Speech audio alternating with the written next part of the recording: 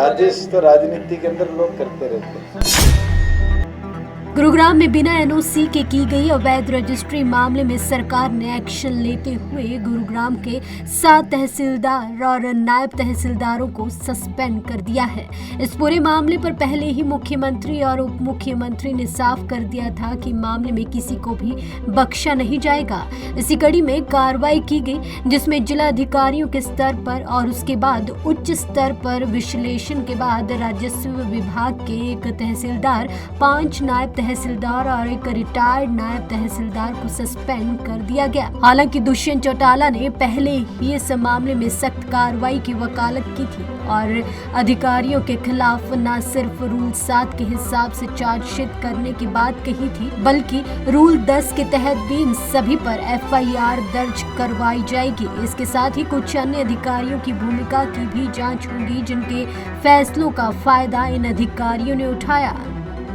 कोई अधिकारी, और मैं कड़े शब्दों के साथ कह सकता हूँ कि इसके अंदर इन्वॉल्व रहा है, चाहे वो रेवेन्यू डिपार्टमेंट का हो, चाहे टाउन प्लानिंग का हो, चाहे अर्बन लोकल बॉडीज़ का हो, चाहे कोई और, जिसकी नेग्लिजेंस के कारण अगर कोई गलत रजिस्ट्री हुई है तो उन डीड्स को भी रिवाइज किया जाएगा। साथ के साथ केवल मात्र उनको अंडर सेक्शन 7 जो है हमारा प्रोसीजर्स का, केवल वहाँ तक सीमित या सस्पेंड करने तक सीमित नहीं करेंगे। ये मैं आपको विश्वास के साथ दिला सकता हूँ कि अगर कहीं भी इस तरह की कमी पाई जाएगी तो सस्पेंशन के साथ साथ criminal case and vigilance inquiry भी इसके अंदर हम बैठाएंगे, जिससे आने वाले समय में कोई भी अधिकारी हो इस तरह के कार्य करने से डरे, जिसके अंदर NOCs के एग्जाम्पशंस का बहाना लेकर गलत डीड रजिस्टर करें।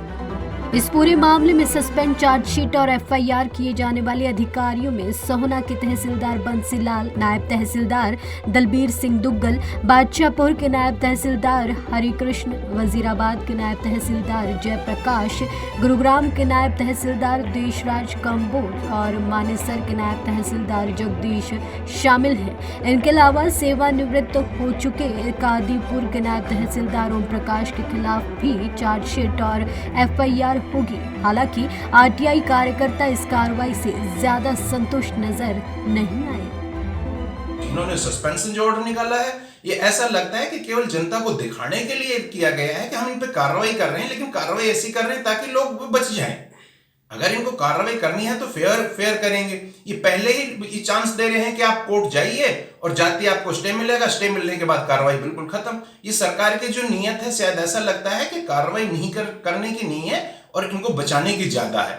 इसमें बाकी जो अधिकारी हैं, इन्होंने 1 तहसीलदार और 5 नायब तहसीलदार सस्पेंड कर दी। बाकी अधिकारी भी हैं जो इसमें इन्वॉल्व हैं, केवल उन्हीं के हाथ में तो नहीं है पूरा राजस्व रिकॉर्ड का काम के वही देख रहे हैं। वो अन्य अधिकारी हैं जो इनसे लाभ उठाते थे, उनके ऊपर भी कार्रवाई होनी चाहिए। अगर सरकार कार्रवाई जो ठीक नियत से करेगी तो इसमें बहुत लोग हैं जो इसमें लपेटे में आएंगे।